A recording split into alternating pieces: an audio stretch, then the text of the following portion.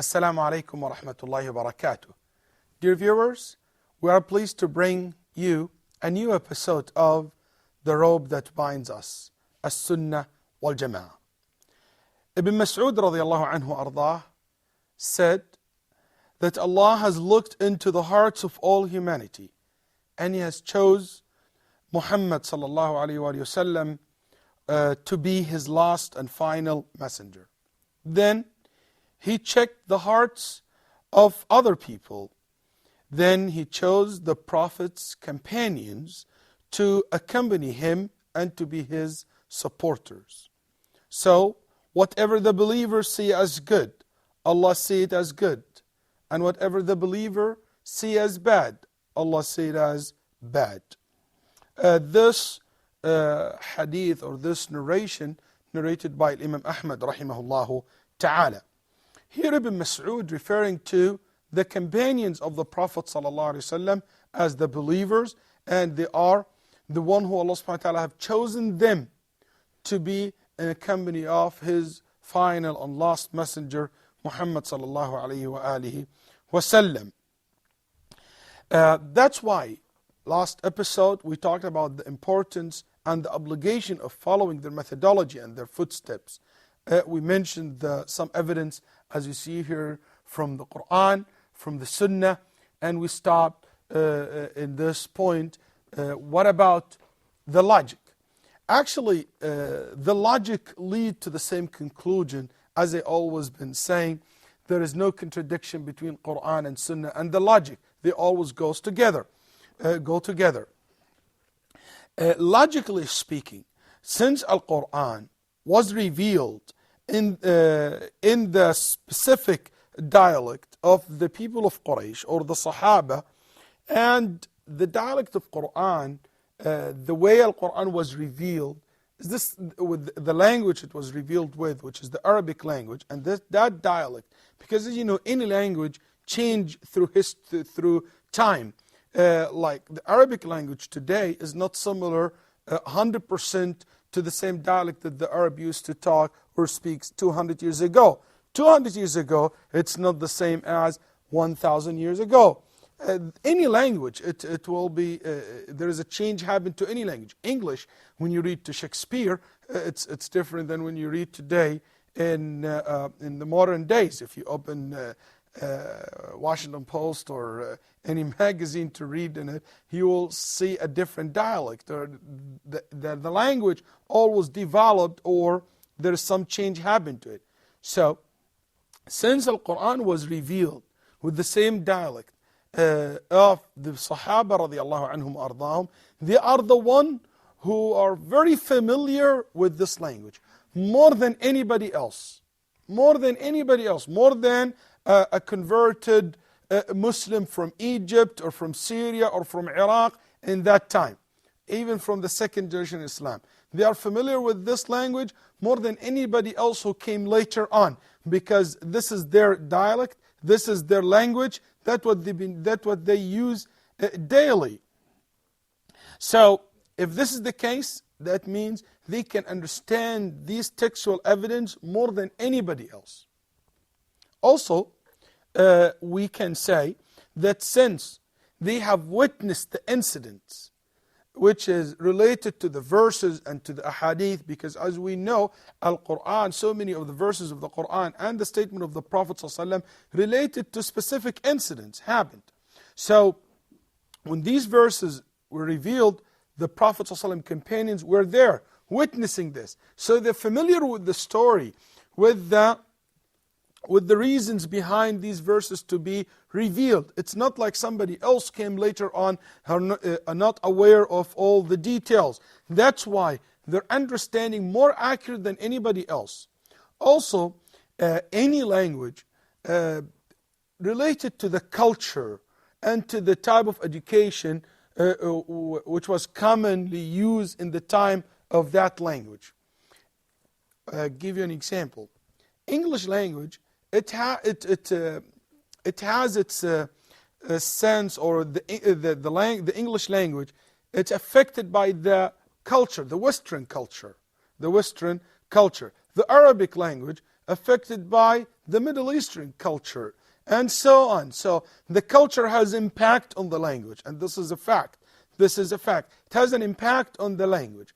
So if this is the case, there is some words, some terminologies, some maybe statements you will not be able to understand it until you will be familiar with the culture and the custom of those people who are using this dialect or this language.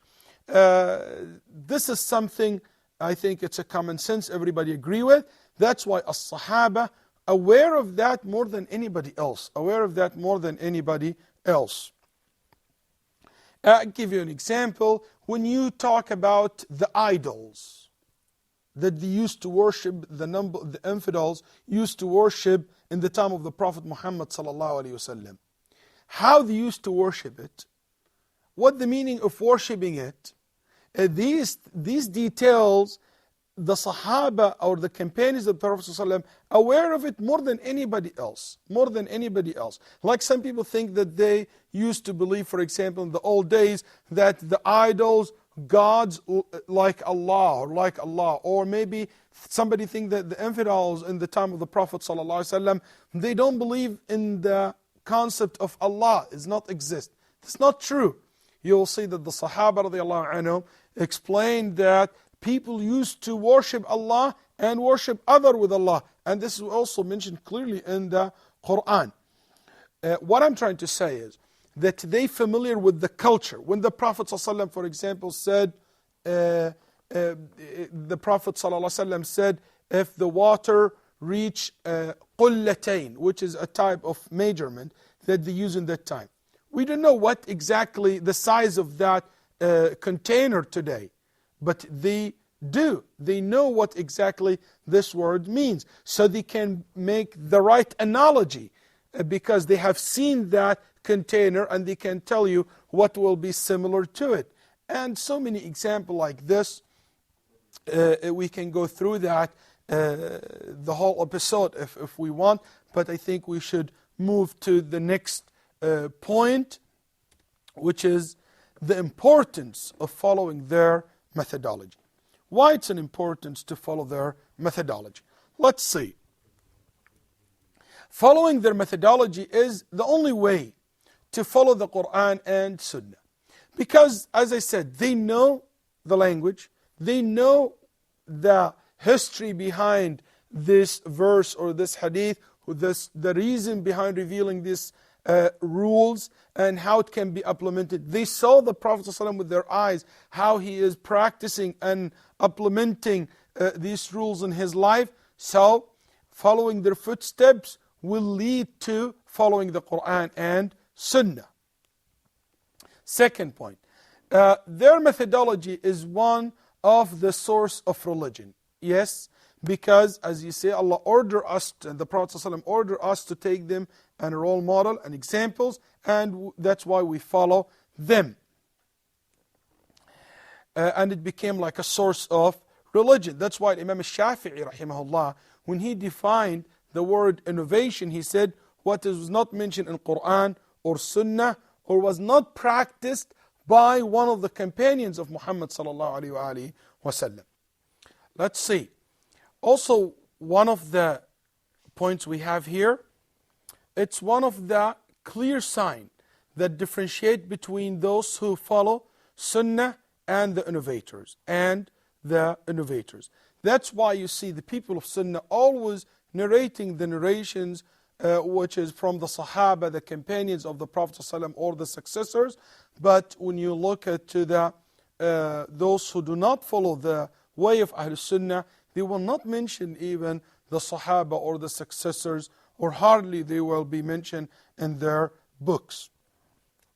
Also, it's the only way to guarantee protection from the hellfire, As the Prophet ﷺ said, we heard that earlier, that the only group will be saved from the hellfire, the one which is follow the Prophet ﷺ's way and what his companions practicing, or what the Prophet ﷺ's companions practicing. Also, one of the points shows the importance of following the methodology of the Sahaba radiallahu anhum. It protects one from falling into innovation. And this is obviously because we said here earlier, it is one of the source of religion, Because the companions of the Prophet ﷺ, they were against the concept of innovation. They did not practice innovations. There is no innovators among them. They were aware of the dangers of the innovations. So if you follow their footsteps, you're not gonna follow in this trap, which is the trap of innovation and inventing things in the religion which is not from it. Here we have also another point. Following their methodology will solve any dispute. Ibn Battah narrated a very nice narration that Mus'ab ibn Zubair told his father, Abdullah ibn Zubair, or Ibn Zubair, told his father when he went to Iraq, he told his father that I met people in Iraq and I start arguing with them about things. And these issues were related to Al-Qadr, Allah subhanahu wa ta'ala's predestiny. Anyway, he said, and I use one verse from Quran, they use another verse. I came with the hadith, they come with another hadith. Then his father told him, if you ever meet them again, debate with them with the sunan of Abu Bakr wa Umar, with the statements, the way of Abu Bakr and Umar, the understanding of the companions of Muhammad sallallahu alayhi wasallam. He said, I did that, and wallahi they were not able to debate me or argue with me. Because when it comes to, let's go back to how the Sahaba understood this issue, there should not be any problem that we all agree in their methodology, Also, the way of the Sahaba radiallahu anhum, or the predecessors, is based on knowledge, not ignorance, and desires, nor fairy tales. I mean that because we look at other methodology that people adopt through the history of Islam among some Muslim sects or groups. What they did, they based their belief on fairy tales sometimes, or ignorance, or weak ahadith and fabrications, narrations, and things from this nature.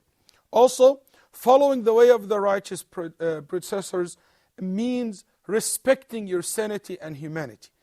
Because also by looking to other methodologies where people cut themselves, with people, for example, somebody would say, prevent himself from enjoying what is halal and lawful because he thinks this is the way to please Allah subhanahu wa ta'ala. But following the footsteps of the companions of Muhammad sallallahu alaihi wasallam will always provide that sense of sanity and humanity. The last point, the Salaf al-Salih, the Sahaba radiallahu anhum, used to have the best of knowledge and deeds. Therefore, knowing and following their methodology will lead to the best knowledge and best deeds. May Allah subhanahu wa ta'ala make us among those who follow their footsteps.